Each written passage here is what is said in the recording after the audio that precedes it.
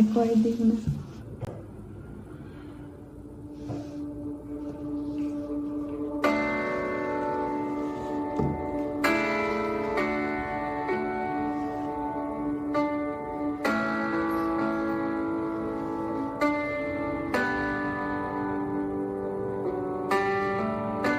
You call me out upon the waters, the great unknown, where faith may fail. And there I found you in the mystery, in oceans deep, my faith will stand. And I will call upon your name and keep my eyes above the waves.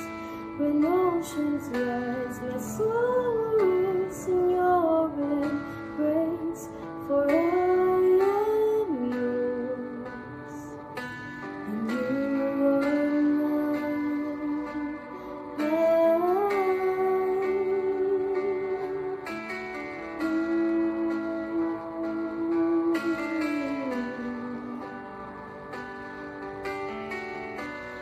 Grace abounds in deepest waters, my sovereign, and you'll be my guide.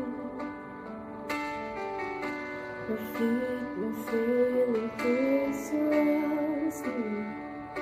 You've never failed, and you won't start now. So I will call upon your name and keep my eyes above the waves. When oceans rise, my soul rests in your embrace, for I am yours, and you are mine.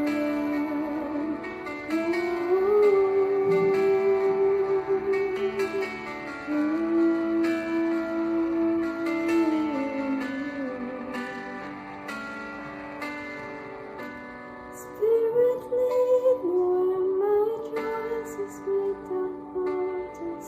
Then you walk upon the waters, wherever you would call me. Take me deeper than my feet could ever wander, and my faith will be made stronger in the presence of my Savior. Spirit, lead me where my choices without borders, and you walk upon the waters, wherever you would call me. Take me deeper than my feet could ever wander, and my faith will be made stronger in the presence of my Savior. I will call upon your name, keep my eyes above the waves.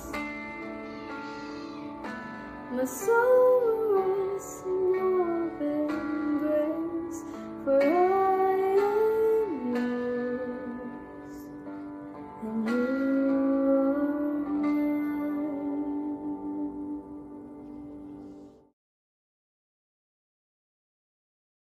Bayang magiliw, relasang silanganan, alam ng puso, sa dibdib mo'y buhay. Lupang hinirang, duyan ka ng magiting, sa manlulupi, di ka pasisingil. Sa dagat at bundok, sa simoy at sa langit mong baghaw, may nilagang tula at awit sa paglayang minamahal. Ang kisap ng matawat mo'y tagumpay na nagdimingming, ang bituin at araw niya kailan pa may di magdidilim. Lupa ng araw ng buwan, hagit pagsinta, buhay ay langit sa piling mo. Aming ligaya ng pag may mga api ang mamatay ng dahil sa'yo.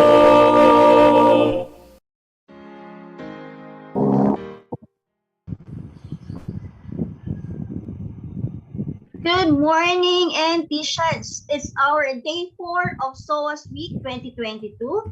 This task of introducing our guest of honor and speaker is a great privilege.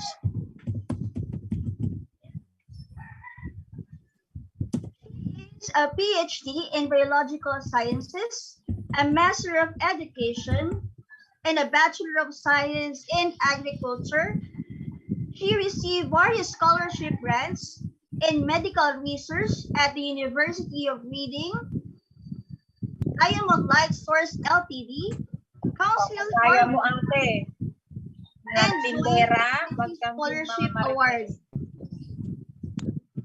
UK, Philippine Association of State Universities and Colleges Scholarship Philippines, Department of Education, Culture and Sports State Scholarship Philippines. May I request everyone to please unmute your microphone while the talk is actually ongoing. Please welcome our guest speaker for today, Teresa Sabino. Hello, everyone. Good morning. Can you hear me all right? Yes, ma'am. All right. So again, hello to all. It is morning on your end and on mine, except it is 13 past 1 in the morning here. So many thanks for the invitation to be with you all today. Your being here is very much appreciated. We are 184 in all. And I hope you won't mind my request to take your questions at the end of my talk. And if you think you need further exchange of ideas, please feel free to contact me. My details will be with Dean Solane Duque. So this session will be about creating and adding value through research and data. Through this talk, I aim to impart some thoughts and ideas on how value is created and added through the undertaking of a higher education function, which is research. Slide 2, please. Next slide, please. Okay. The scope of my talk are of 3 parts. First, research within an educational system, ecosystem. Second, research productivity as an aspiration. And lastly, data as pillar, as core pillar of research. Slide 3, please. Now, this is about the first scope, the educational ecosystem. First, let me introduce the concept of education ecosystem. My first notion of ecosystem was from a bioscience subject in high school. When we talk about ecosystem, we mean those biotic and abiotic components linked together by nutrient cycles and energy flows. I suppose you are reminded of your biological biosciences courses as well, even if they are just introductory courses. Ang daming tao sa Jitsu.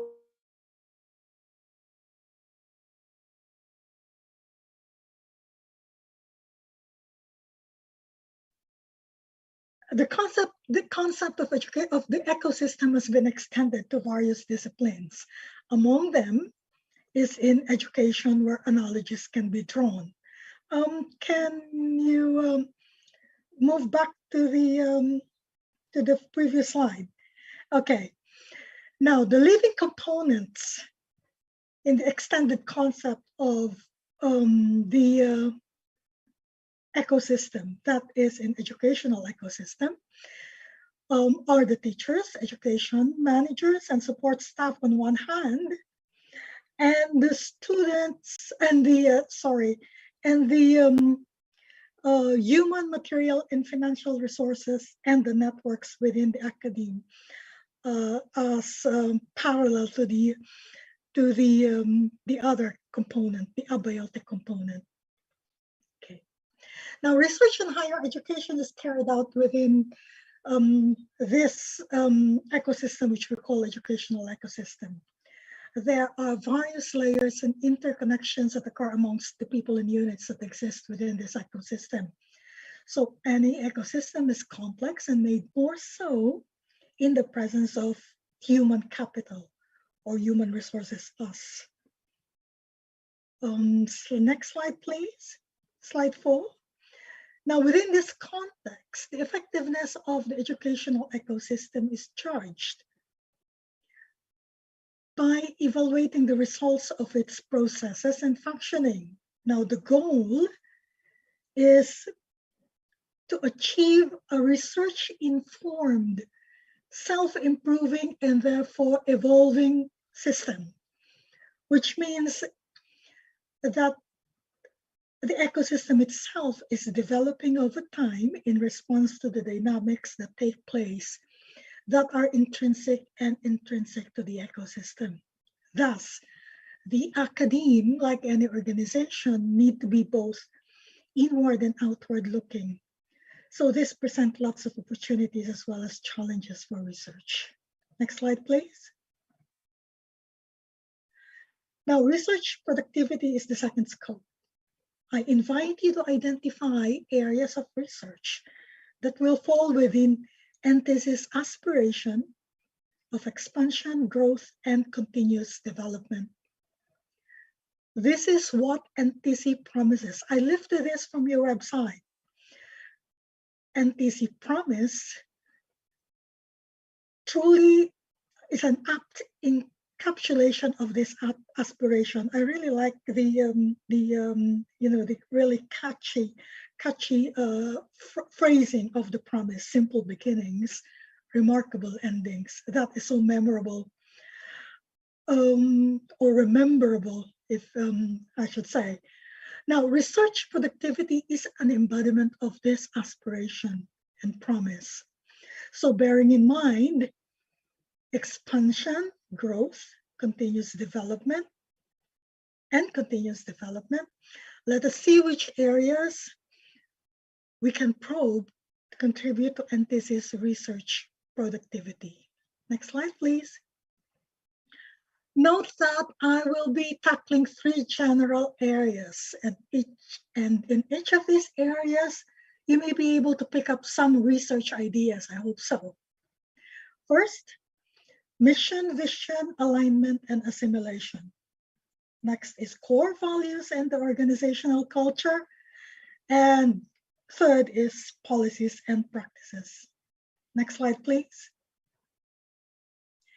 Now, mission, vision, alignment, and assimilation. Now, what is mission? Mission answers the question, why are we here? The avowed mission of National Teachers College is to provide leaders and innovators in the academe and industry who I can't read, who are equipped and responsible and competent individuals who can contribute to national and international endeavors. Sorry about that. It is just that when somebody joins, it superimposes on the slide, and I can't read the slide. Okay, now, next slide. Now, as to vision answers the question, where do we want to be?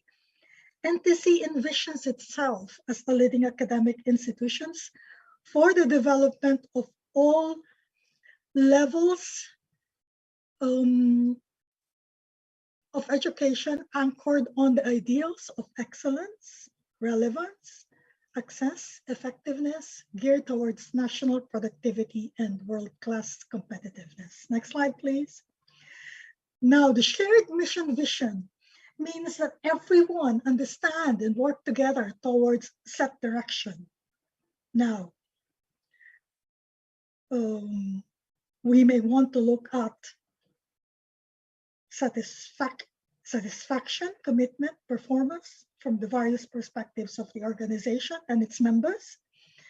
And secondly, their perception of their ability to effect change or improvement of this mission and vision.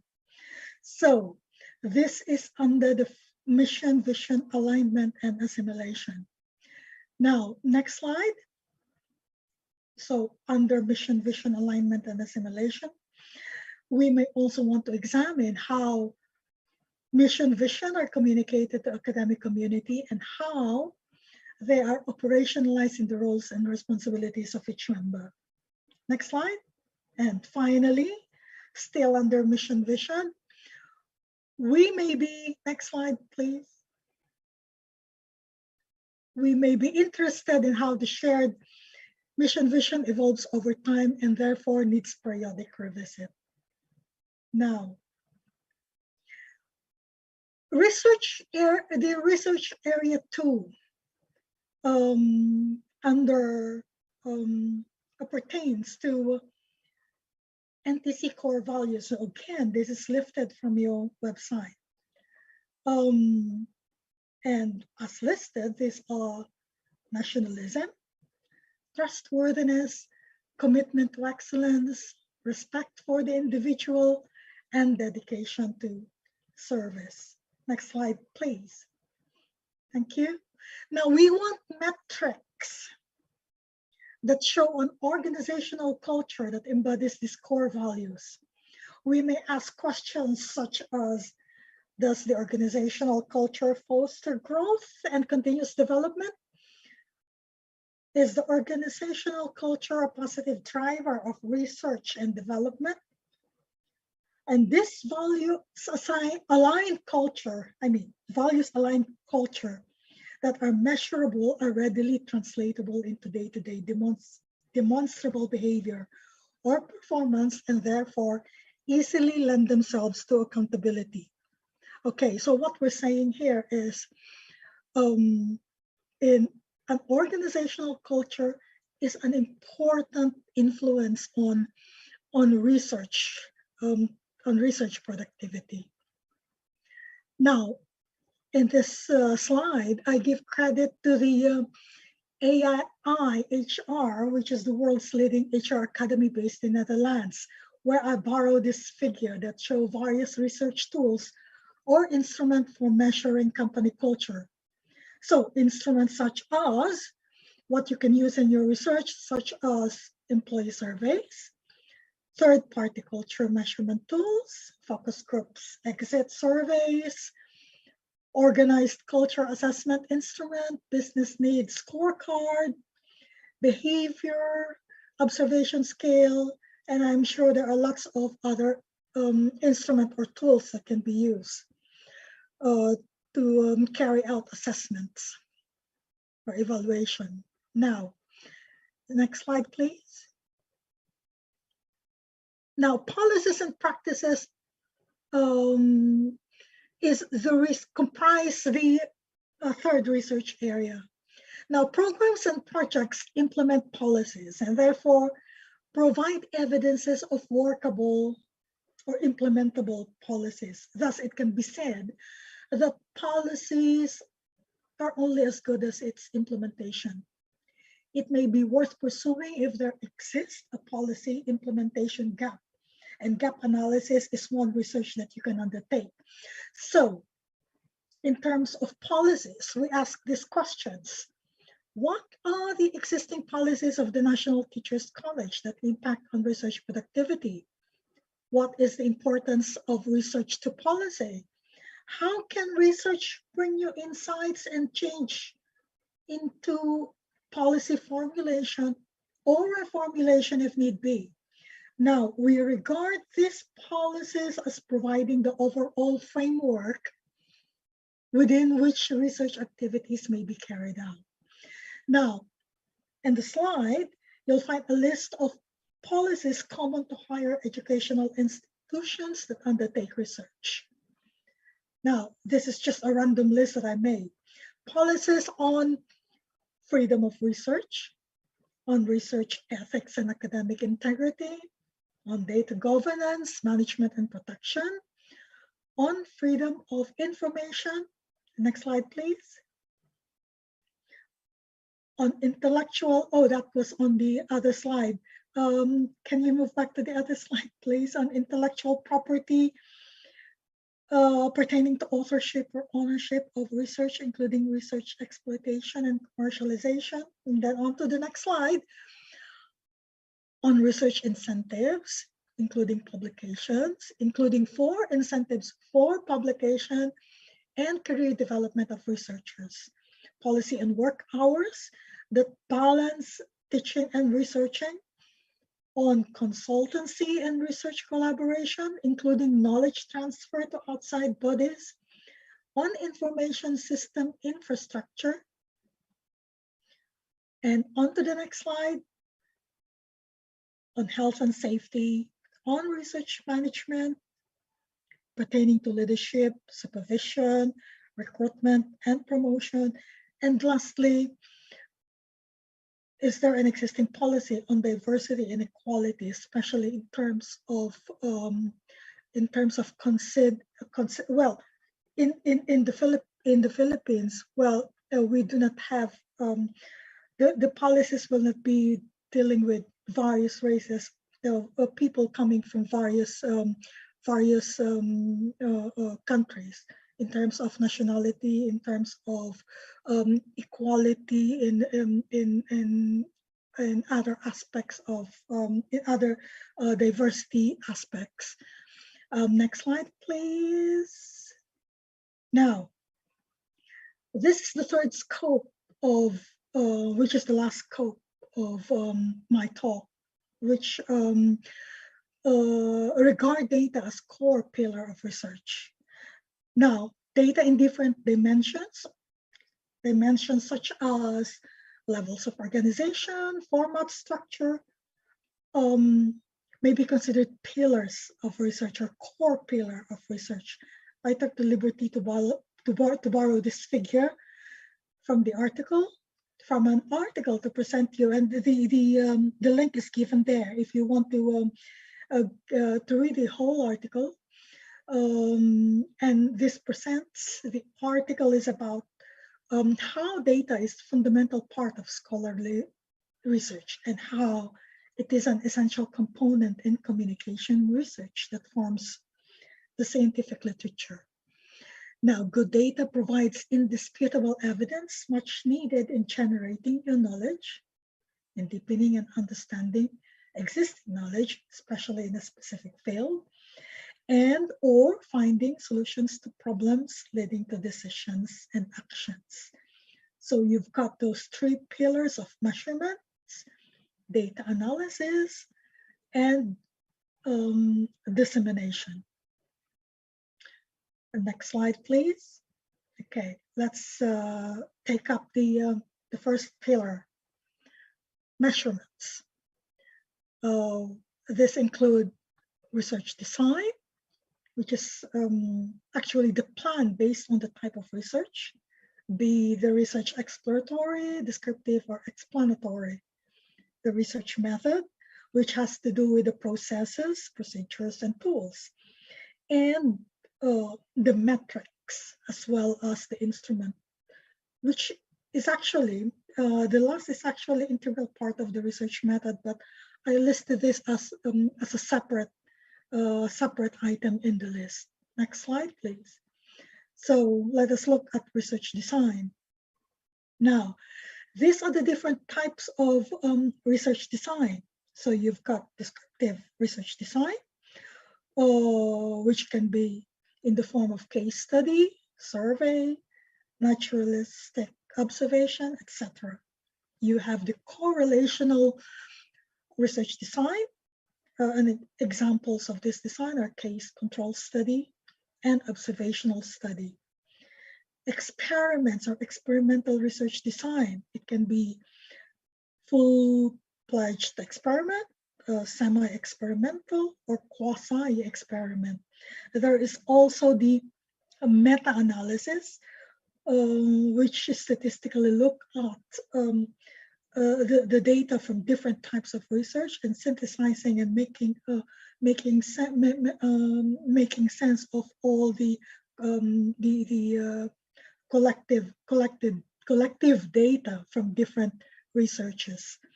And that is also review, which can be literature review or systematic review.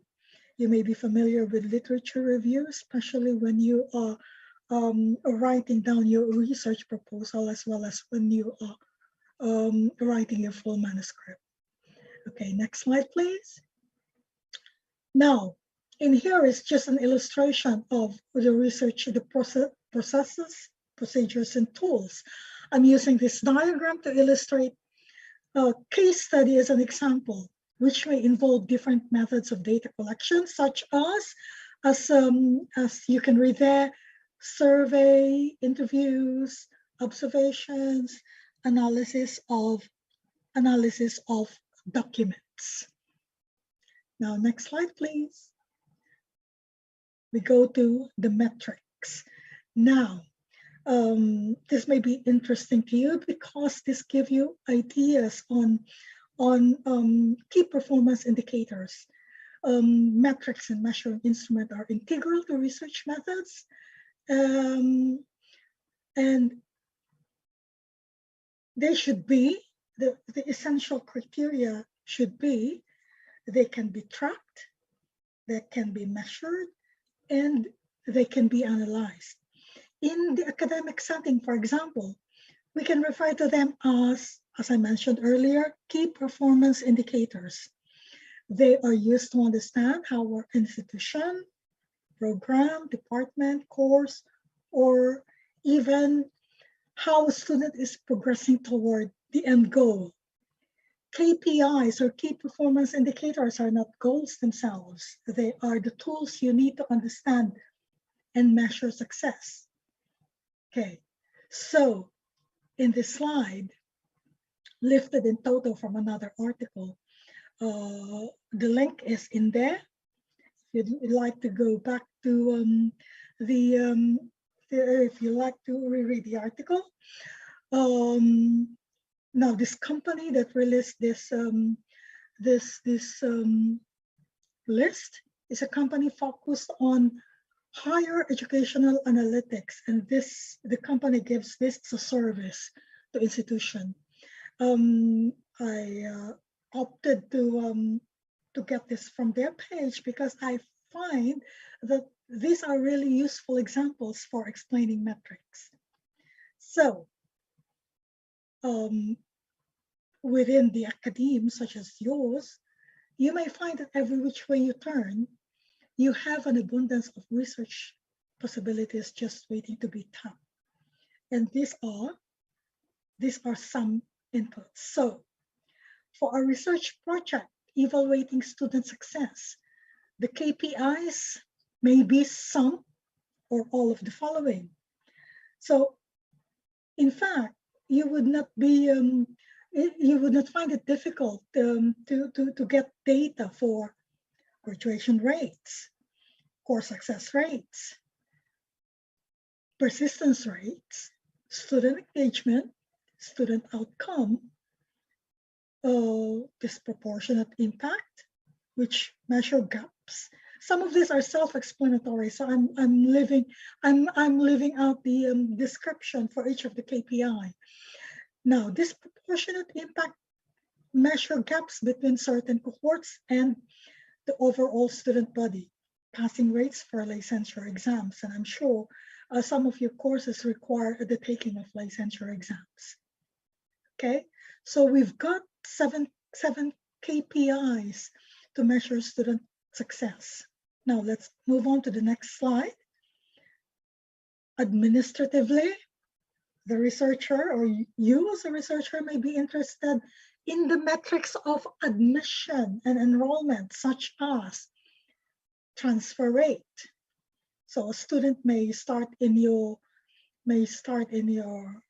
college and then move on to other institution, where you can measure their acceptance rate. So student acceptance by zip code. I can't remember whether in the Philippines there is such thing as student acceptance by zip code. But I suppose because we have, the Philippines has as an SUC in terms of public state colleges and universities. Well, we also have private institutions, whether in deciding the student acceptance, the region where the student or the locality where the student come from is considered in terms of student acceptance. I know it is in grade school or elementary school and high school, but I don't think it is so at university level, university or college level. For private institutions, I think as long as the student is paying, depends on other factors as well. If you have entrance exam, for example, maybe that matters in this criterion, student acceptance. Okay, so another KPI for admission and enrollment is year-on-year enrollment that monitors comparison, yearly comparison of enrollment data. Retention rate is very important, and because of so many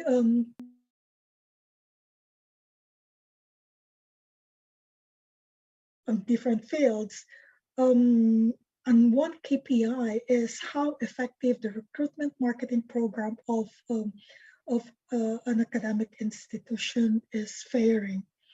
Okay, next. Next slide, please.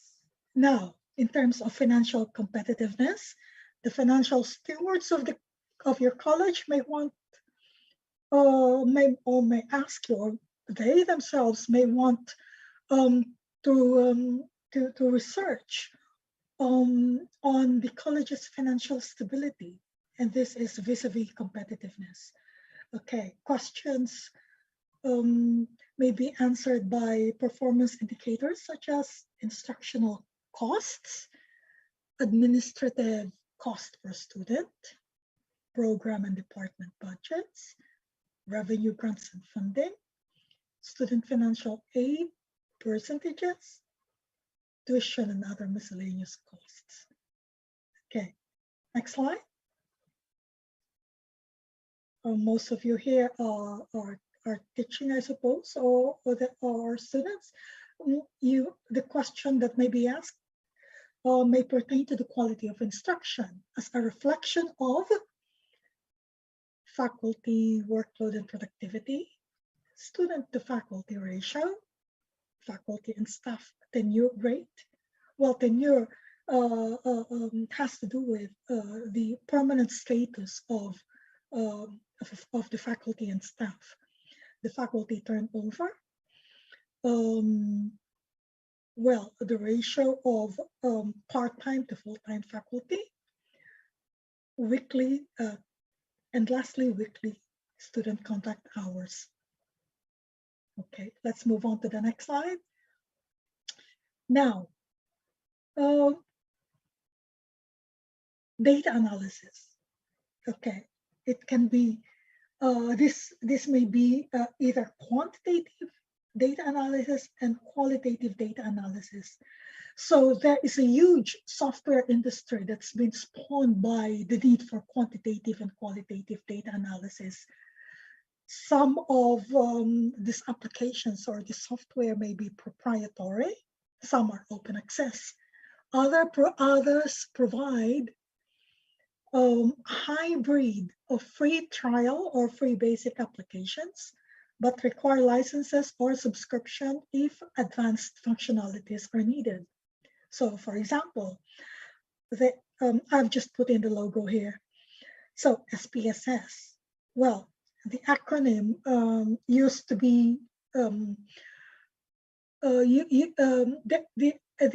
acronym used to be statistical program for social sciences, but since IBM acquired SPSS, SPSS is no longer considered an acronym. It's just plain SPSS. Now, the thing with SPSS, it's proprietary.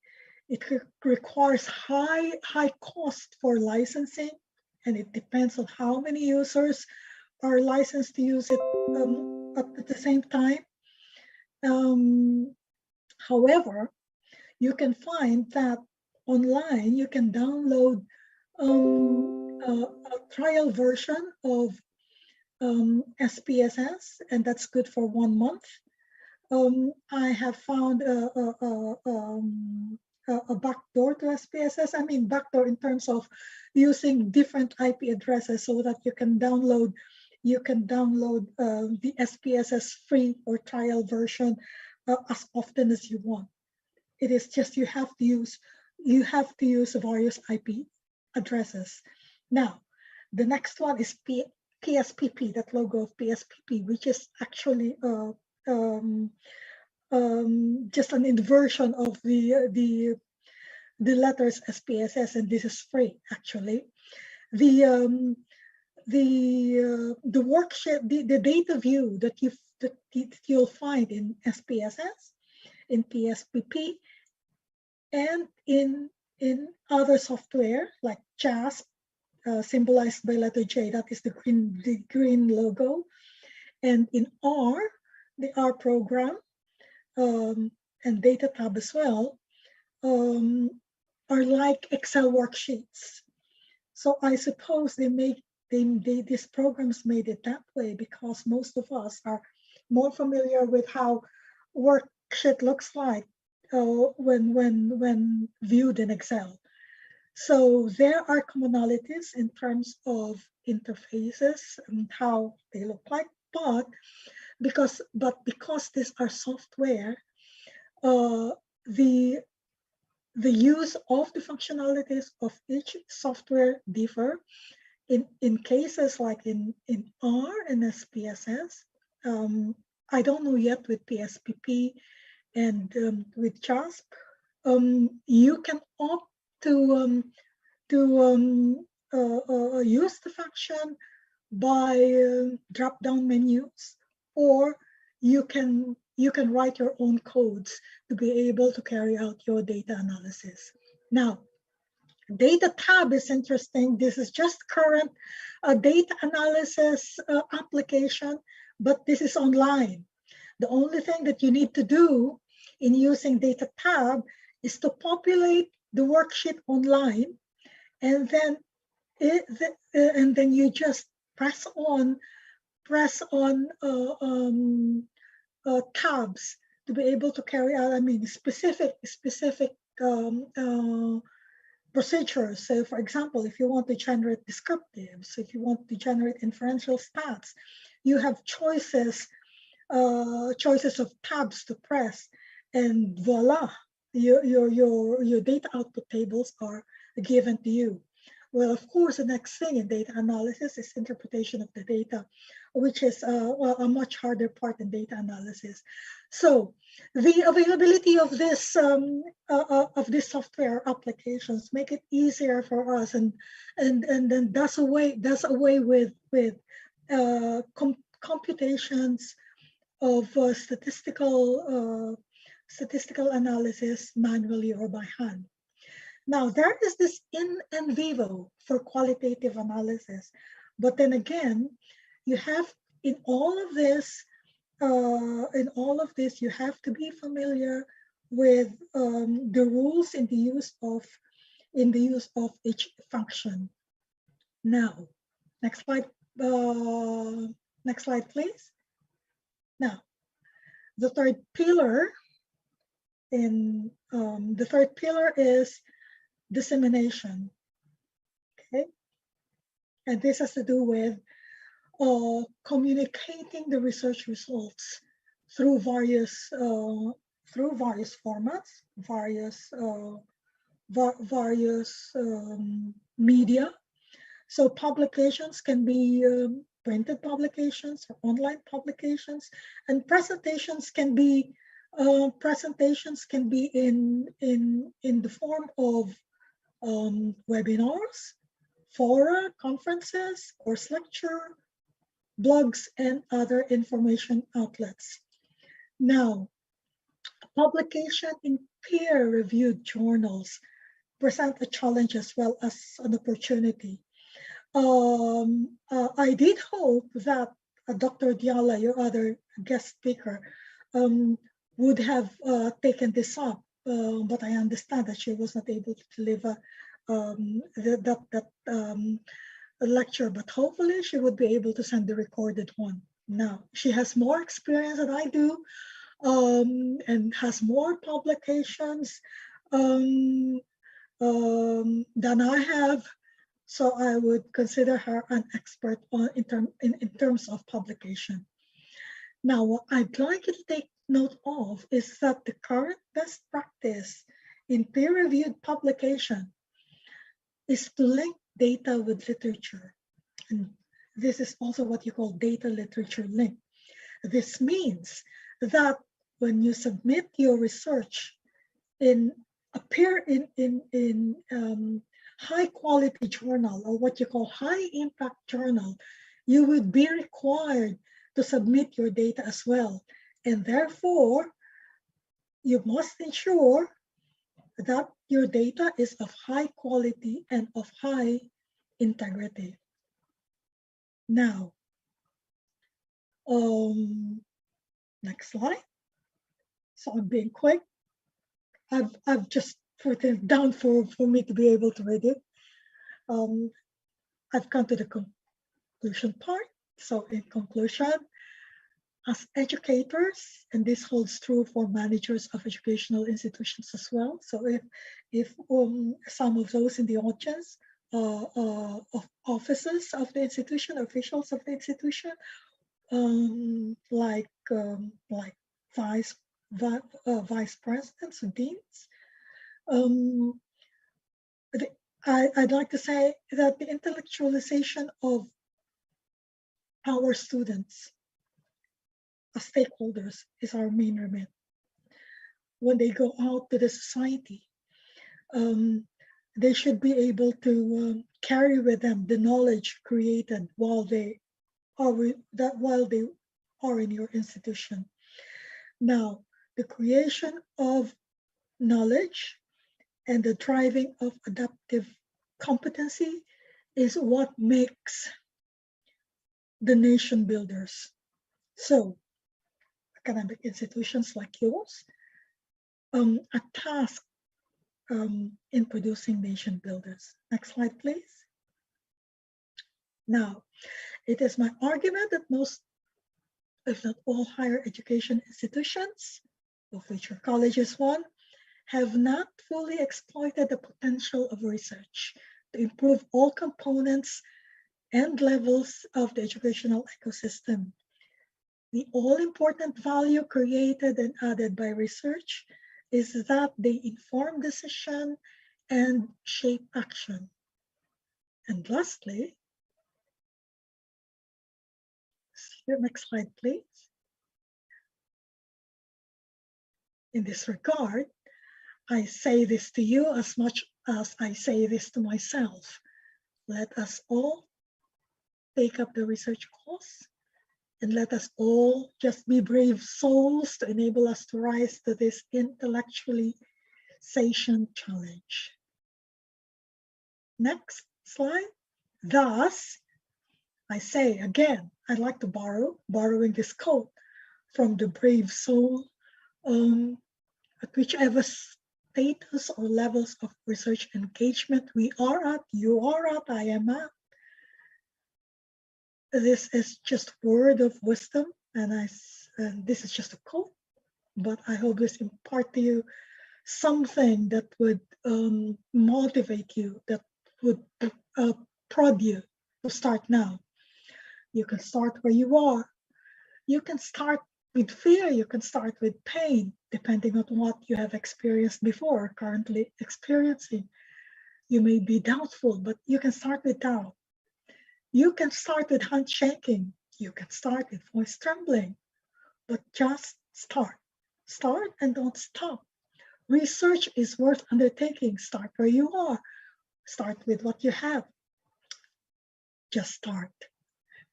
And last slide, please. And if you need someone to hold your hand now and again in undertaking research, that is all right. Seek someone willing to walk the way with you. And if you think, I can contribute in any capacity, so for example, in an advisory capacity, feel free to connect. And this, I will give it gratis para sa mga kababayan. So, this ends my presentation. It's been a wonderful day. It's been wonderful to be with you today. Cheers, everyone. Maraming salamat po. Thank you. I'm ready to take your questions now, if you have any. Thank you. Thank you, Doc Teresa Sabino. You may now use the chat box for your questions, please. Okay. Shall I open the chat box? No, ma'am. The students po. Yes, ma'am. Dean. Yes, Dean po. Oh, somebody will read the question. I don't have to open the chat box? No need, ma'am. I'll be the one to read the questions po. All right. Anyone? Oh, did I put Yes, you all anyone to sleep? who wants. Did, Yes, ma'am. did I put you all to sleep? Yes, Dean. First. Sorry.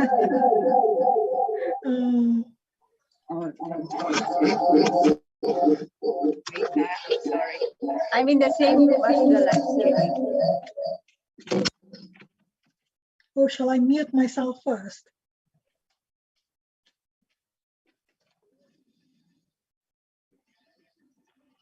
Thank you, Dr. Terry. Thank you for that wonderful session on research. For everyone's information, Dr. Terry is my mentor and my life coach. Actually, I started at Research and Development Center. Talagang wala akong research, but then I trained under her, and so through her help, I was able to publish na papers in the US, in Oman, in the UAE, also in the Philippines. So kung Dr. Terry is ready to train, sabi niyo naman willing siyang magbigay ng free training for us, especially just feel free to reach out. It's more of an invitation and a request if you can give us training, especially for our faculty. What is the latest version?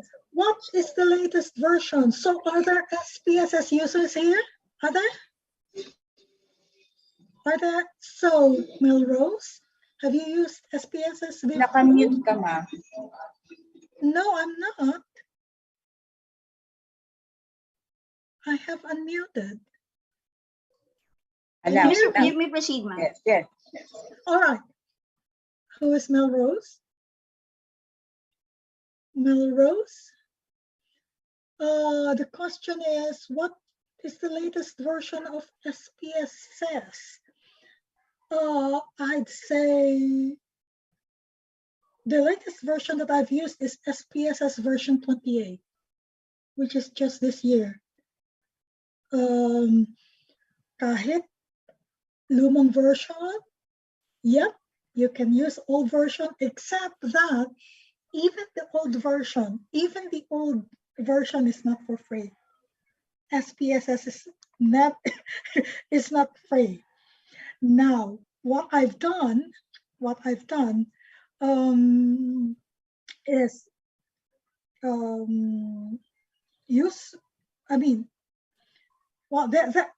I've tried two things. Okay. Now, it just so happened that my partner is a network administrator, and therefore we have a choice of laptops to use. And therefore I would use different laptops. And is this cheating? Would you consider this as cheating? cheating IBM. I used different laptops in downloading free trials. Okay, so a free trial of whatever versions, you have a choice of different versions in SPSS depending on your operating system. So SPSS runs on Windows, and it runs on Linux machine as well. It runs on Mac as well. So it depends on your it depends on your operating system. So I've used different laptops to download the 30-day trial version. Okay, and you will get a note whether what do you call it, a reminder when you're nearing the end of the trial version, and they will be offering you the paid or the paid licensed version.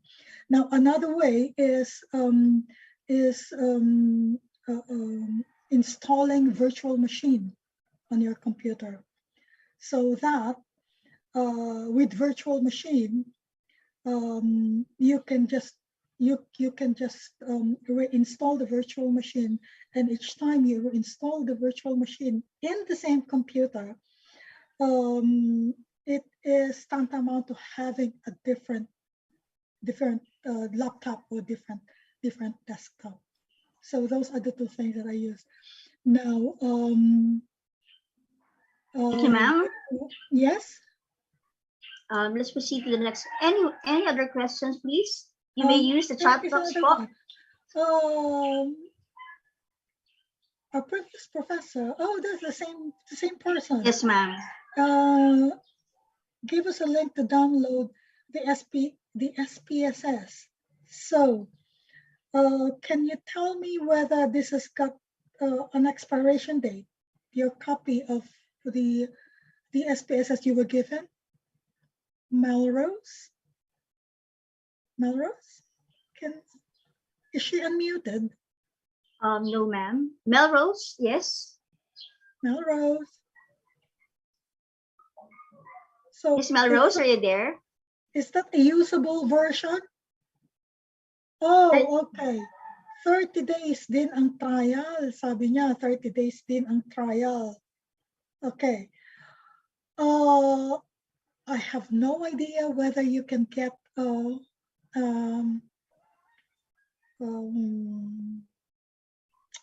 do you call this? Oh my goodness, I can't remember the term for you know, you buy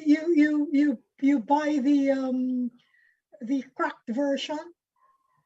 Do you still have the unlicensed version that you can get from somewhere, from the malls? Do malls have that as until now? So there was a time that I was able to buy. These are the pirated ones. I do not recommend buying pirated ones, but I don't know whether they still sell. It used to be then in my goodness, Shangri-La, the upper level. There are pirated copies of the various software there, and of course I do not recommend you to buy pirated copies.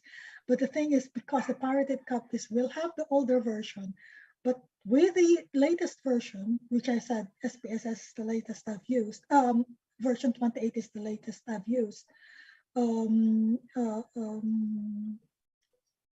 the advanced functionalities.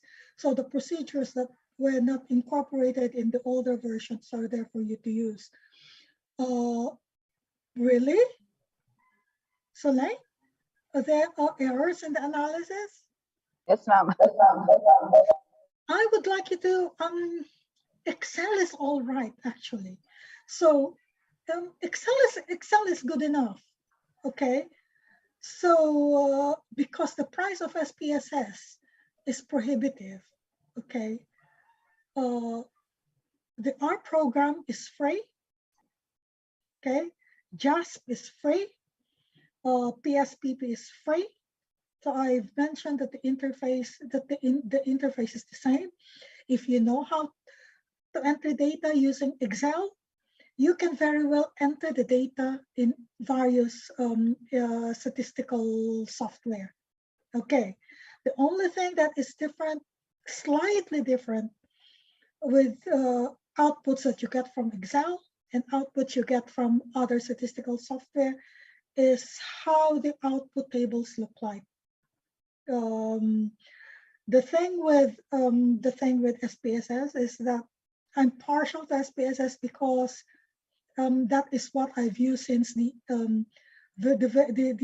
X version, SPSS X version, which means the X version, meaning it does not have a version number yet.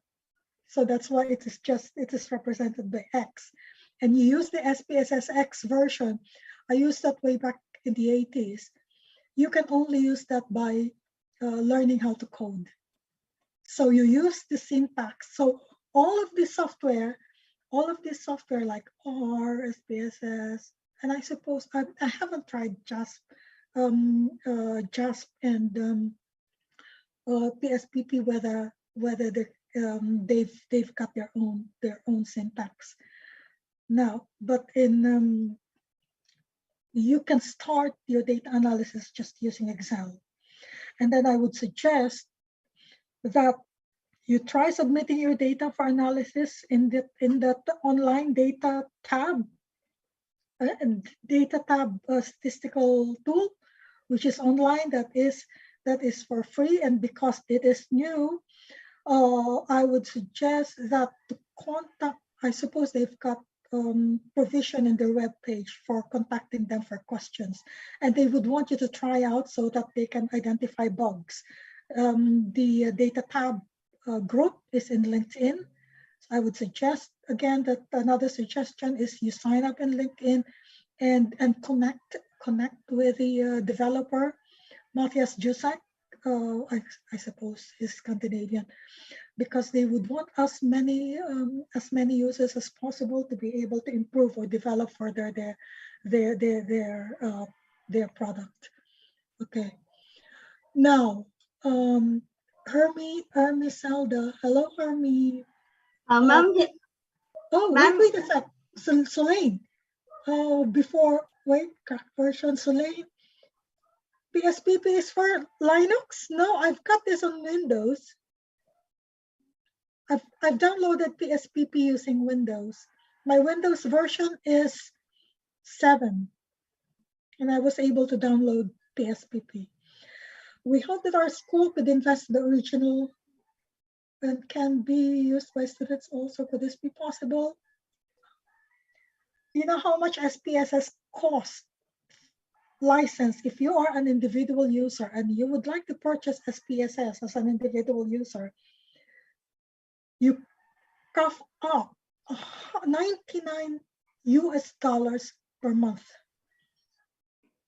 $99 per month. So that is equivalent to about 75 or 80 pounds per month. So how much is that in peso? Now, you have you've got an information systems department. I would suggest that through your dean, through your dean, I'm giving, I'm transferring the responsibility to your dean, or to your respective deans if you come from different colleges. I would suppose it would be best to coordinate with your IT group, the information science group, even the library science group, because in universities here, for example, it is the library that shares or that gives the service to that kind of need to the students. So the IT and the library groups are working together to provide the data analysis services to the students or to the researchers, no, to both. Now, if your department, I don't know, maybe you can come up with a specific program Solane, if you remember, we have a statistical computing project before at R&D in Rizal Technological Colleges. So we were able to buy licensed copy, except that of course it's so pricey. And then when you've got the program, you can put in a budget, and you can ask the administration, the NTC administration, to given this kind of program, because you will not be given a budget without anything in return. So you have to develop a program. So you can call it research data management program. You can call it statistical computing program, and then submit the proposal of the program or the project to your administration. The fact is, when you have licensed copy, it can benefit everyone. And of course, since I believe some of you, because some of you raised the questions on versions, I believe some of you have used the software and will be able to train others, transfer your learning to others. So incorporate in your proposal training of students and training of co-faculty or co-researchers in the use of the licensed software for data analysis. But then again, I always fall back on Excel when I don't have a licensed copy. Excel is all right. There are add-ons in Excel, and you can tap that add-ons to Excel to be able to do the advanced analysis that you want. Some of them, however, you need to input formula. Okay. Next. Thank you, Dr. Teresa. We're just waiting for questions in our chat box. Anyone who wants to ask questions, Papa, with our guest speaker? You have a copy of SPSS 20? SPSS 20, where did you get that? I think from RT. From RTU? 20? Really? Yeah, during the time we were having training for SPSS. Talaga? Pa-share? Yeah. Pa-share? 20 is all right. 20 is all right. Wait. Oh, it's Solane again. Can you give us training on, what is that? I can't read. SPSS. So how many of you have used SPSS? How many out of 299 attendees? 25%? 10%? Maybe less. Less? 5%?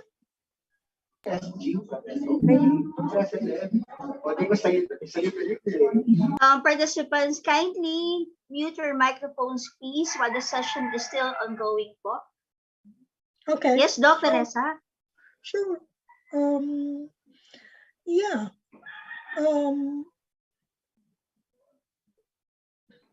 Cabal, I guess it would, okay. So I think the best way to address this suggestion is whoever has research data immediately available, because it would be more meaningful to learn how to use a data analysis software if you already have your own research data. But of course, if no one among you has research data, the training can use, other data available online. There are lots of research data available online in various fields. So depending on which field you are from, okay, you can probably download your own research data. We need the research data you're interested in. So again, the reason is you would as I said earlier, it would be a more meaningful learning if you use the data you are interested in. So if you are from the accountancy program or library science program or other types of programs, so if you are from the education program, so you download the research data that is about your field, okay? Otherwise, just as I did before, when I handle different type of data in a research I'm not interested in, it is just that I lose interest in learning as well. All right. Other questions? For now, ma'am, no questions yet. Is there anyone who wants to ask question? Kindly use the chat box, please. Anyone who wants to ask our guest speaker, Dr. Teresa Sabino? Anyone else who wants to ask questions in relation to our topic, research and data? I suggested that you can freely connect with me. I have not included my Skype. I'm typing on the chat box. This is my Skype username. So you can also connect with me through Skype. Did you see that? It's TERE BUENT. All right. So you can ask me to add you, but I'm also in ResearchGate and LinkedIn. But you can also send me an email, or you can find me in Tutor Fair as well, because I do online tutorials for researchers and students here, mostly postgraduate students. Postgrads is the equivalent of grad students in the Philippines. So, okay. Thank you, Dr. Teresa. Dean, I think there are no questions in chat box, so we may proceed in giving our certificate of appreciation. Dean Celine. Dean. Dean Celine.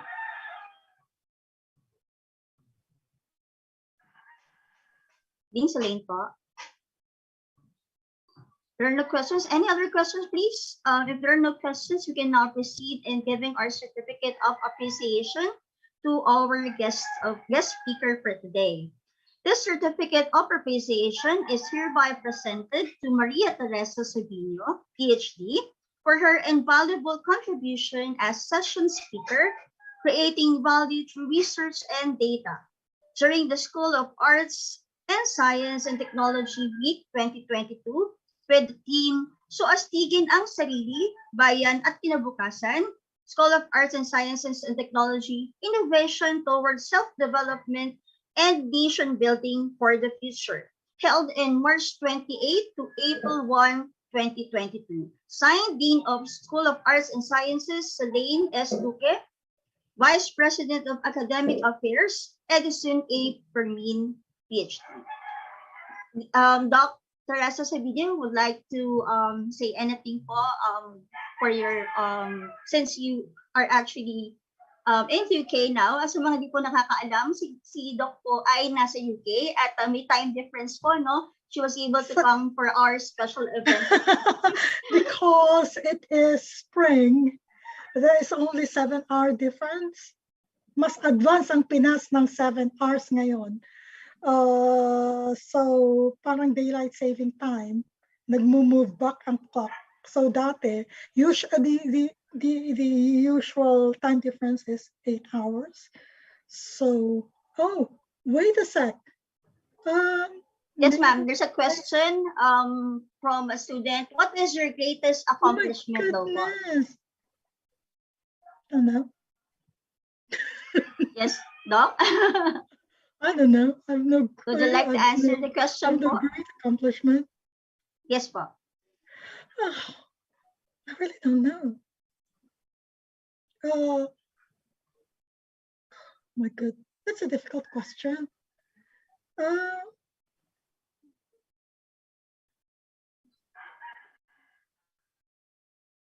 Oh my goodness, I'm stumped. Dr. Teresa, I believe that you are actually a recipient of different scholarship grants, right? Yeah, but I don't consider that an An accomplishment. accomplishment. How I about mean, any accomplishment? for others, ooh,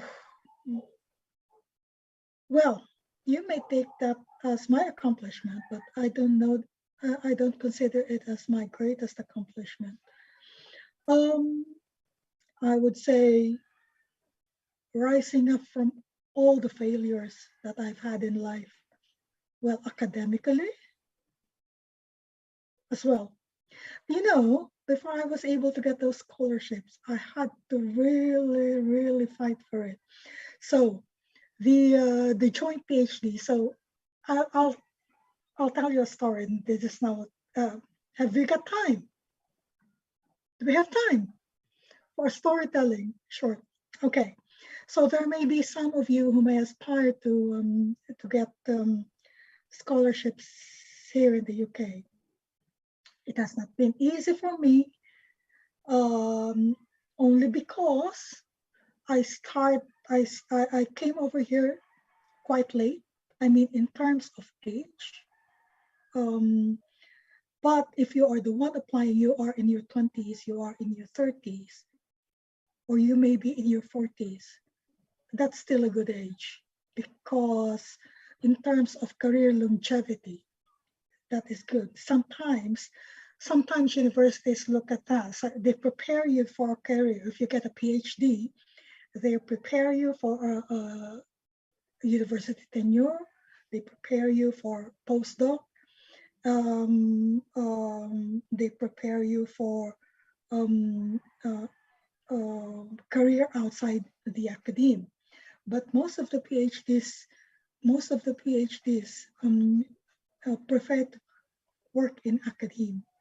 But in working in academe, you have to deal with the insecurity of tenure, which is the opposite of security, tenure. It is so difficult to get in and get a permanent position. Now, I tried, like I've got almost 100 applications and a number of interviews before I was able to bag a PhD scholarship. And I insisted on trying over and over again, simply because I do not have the financial capability to pay my way through PhD. But even then, when you fail, you just try again. You just try again. Now, for those of you who would want, most of the attendees here are students, right? Students will have a bachelor's degree after completion. And it is all right to pursue a PhD without going through the master's degree. So if you want some advice, or if you want some help on how you can go through applications, I can help you with that. So because of my experiences in going through these applications and interviews, I can share my experiences with you, and hopefully that can help you. Secure acceptance, not just acceptance, but the scholarship or funded. We call that funded PhD. And there are two types of PhDs. You've got you've got what you call a research PhD, and you've got a taught PhD. In the Philippines, mostly, we've got only a taught PhD.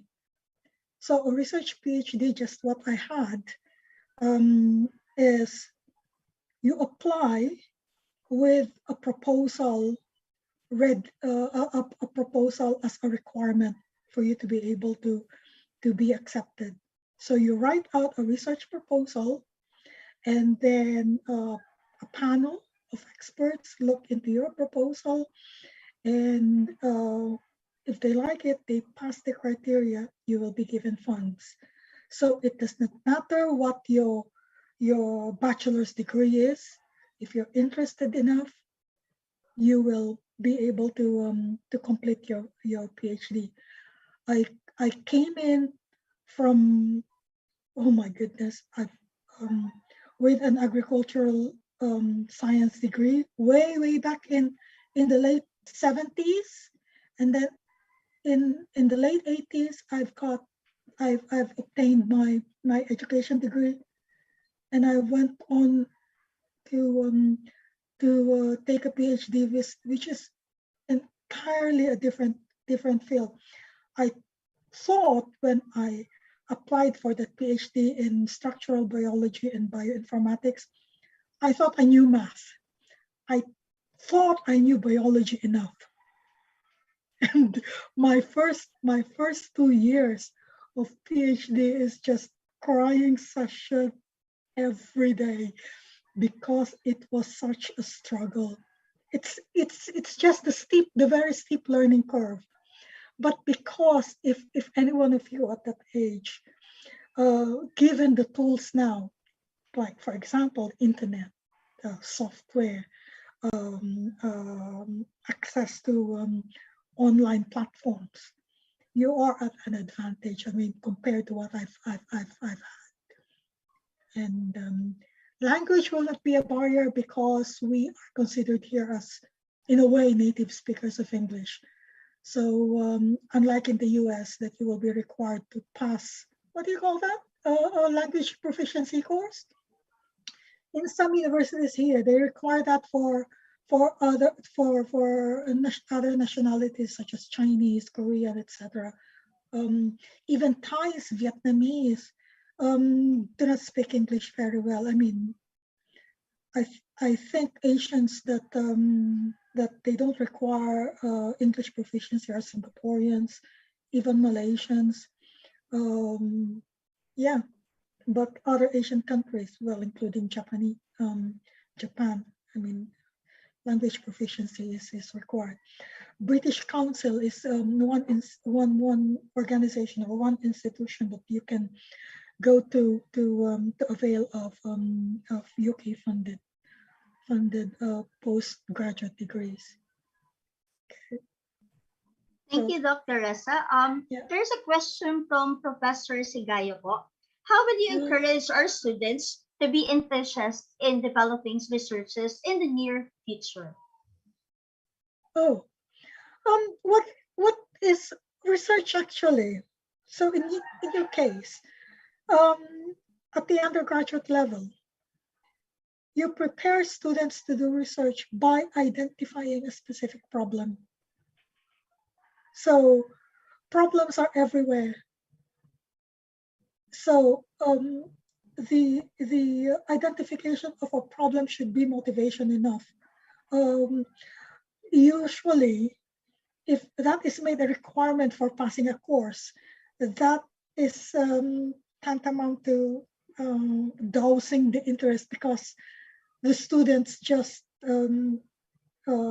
consider it as a requirement and not out of pure interest. But if you've got a problem to solve, say for example,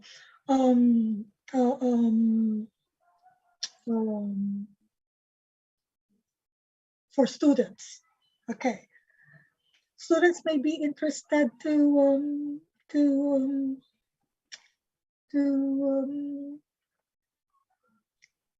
determine their chances of completing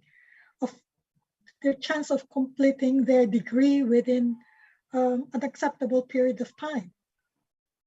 Okay, so that problem can be addressed by doing research. Okay, so is this problem of interest to the student? So if not, just identify another problem. So may I have some some problems that you can think of, which I can translate into possible researches. So how will you encourage students to be enthusiastic and develop researchers? I mean, at the top of my list is interest, really.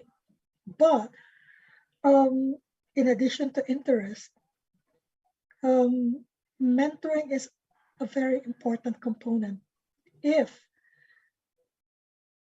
the faculty or the faculty handling the class will show as much interest as the student will show in a particular defined problem, that may raise the level of enthusiasm of the student. In fact, their question, how will you encourage students to be enthusiastic in developing researches? That can be made into a research. So what factors? So let us translate that into a research question. What is the level? So research questions such as, what is the level of enthusiasm of the students in doing research? So you measure this level of enthusiasm. So what are the fields of interest of a student? So for example, what are the academic and non-academic problems that can be that are experienced by the students? So we are dealing now with student experiences. So you can just ask the student in that using an instrument, for example, in a survey, choose from the list of experiences. So you can have a list of experiences that the student can take, and then you've got an open-ended question if that item is not in there. So again, before you can encourage the student to be enthusiastic in developing a research, the faculty handling the research student must be able to determine what hinders their enthusiasm or what facilitates their enthusiasm. Okay, so if the levels of enthusiasm and the factors affecting enthusiasm are identified, then the faculty can put in interventions or programs that will raise this level depending on what has been identified. So there can be an intervention. So once an intervention has been put in, so for example, an intervention mentioned here is training. Okay. In addition to the lectures of the faculty, you can have hands-on training on or modular training on proposal development. So you can have training on modules on proposal development, in literature review, in designing instruments. So for example, survey instrument, and so these are just examples of intervention. Okay, so yeah, just try and try and try.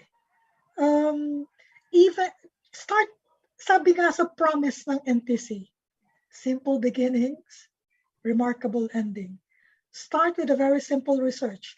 So I've mentioned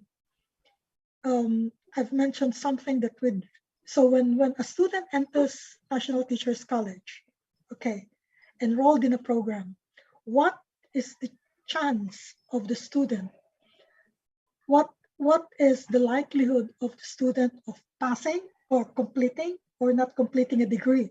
That simple question, will a student complete or not complete a degree? So what are the factors? High school grades, entrance exam grades, term grades like prelims, midterm, finals, quizzes, recitation, attendance, etc. So those are variables. Those are factors that may influence completion or non-completion. There are also non-academic factors. So for example, distance travel, in online classes, the availability of online resource, network connectivity, etc. The financial ability to provide for other needs. Okay. Now, fourth year, especially those taking research. Okay. Now, trophy. Fourth year, especially those taking research. Okay. While waiting for questions. Yes, Doc. We're still waiting for questions. Okay. Any questions from fourth year students po? You may ask Okay. questions using the chat box, please, for our guest speaker. I'll tell you a story, and this is one, not a great accomplishment, but one of oh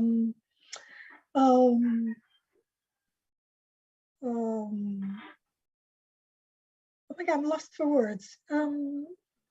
Pinanghihinayangan,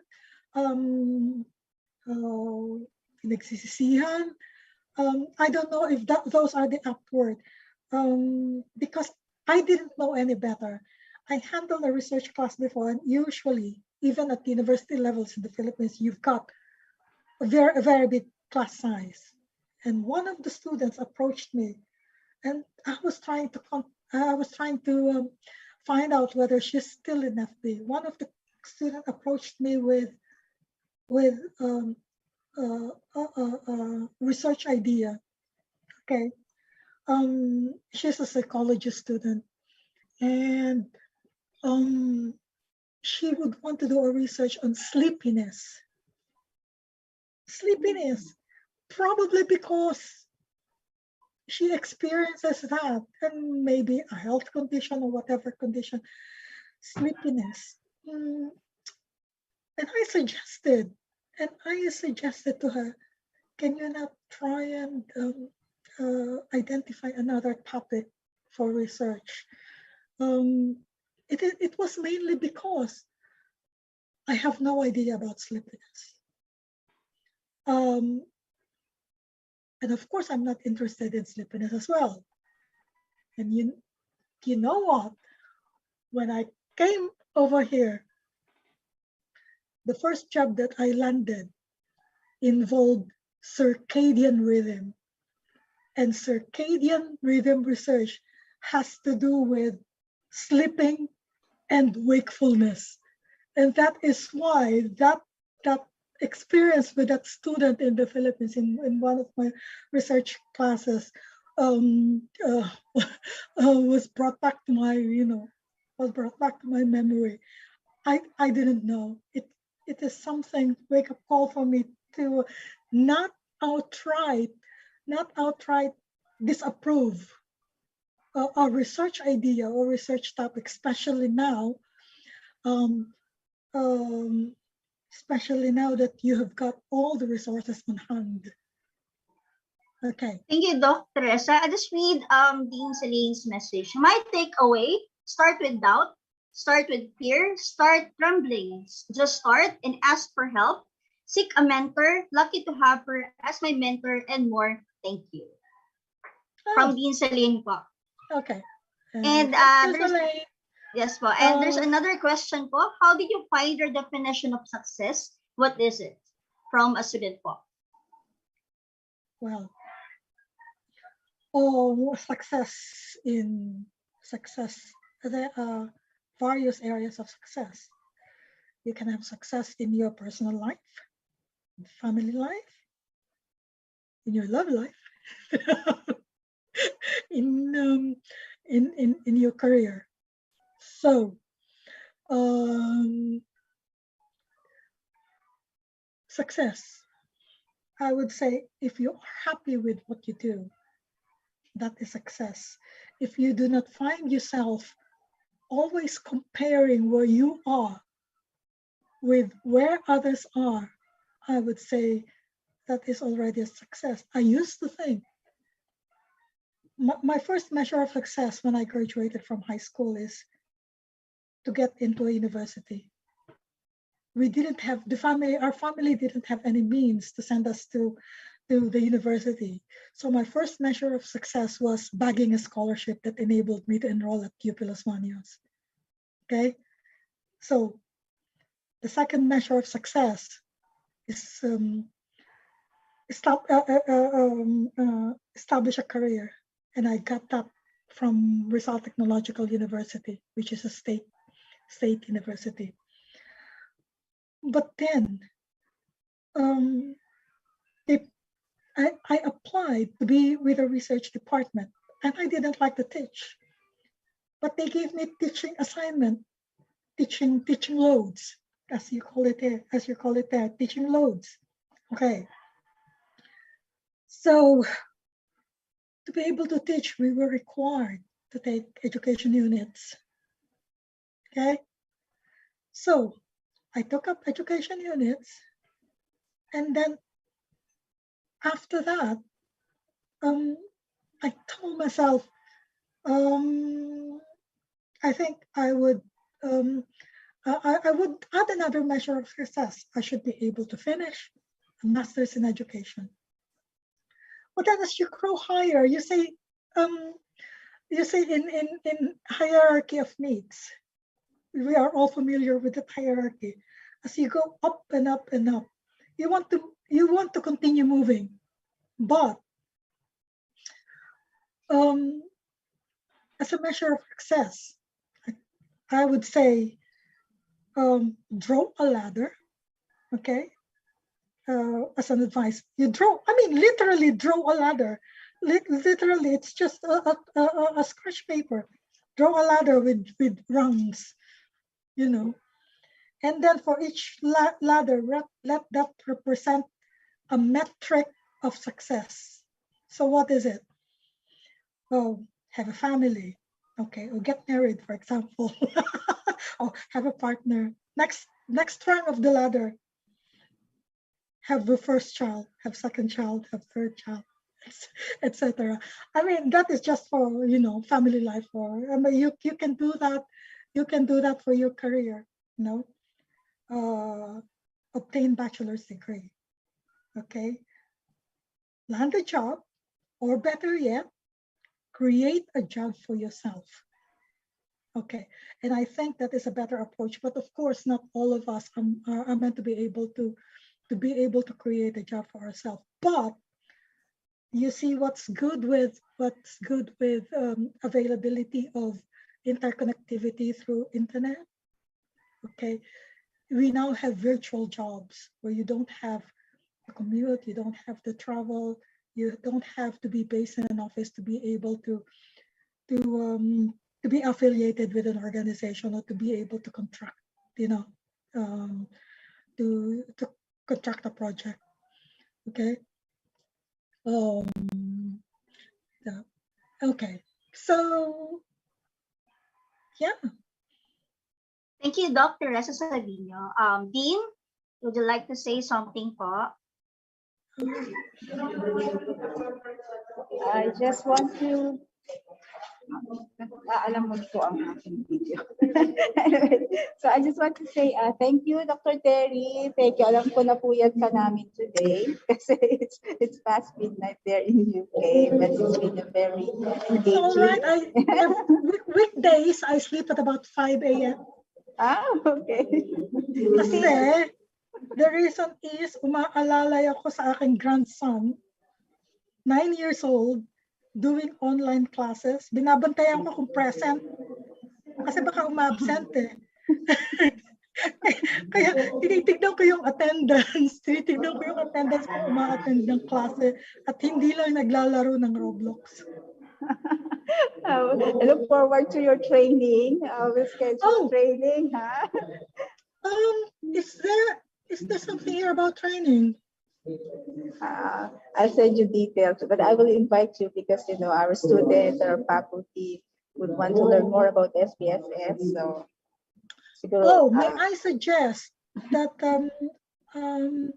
I develop a questionnaire so that I know where the students are. So the students can be in different groups depending on their level.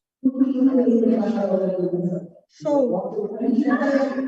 Especially those taking research, the psychology students, they're taking research. So all I right, think it will be psychology students. So this group is composed of undergrads, mostly undergrads coming from different programs.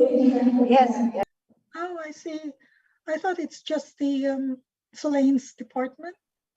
No,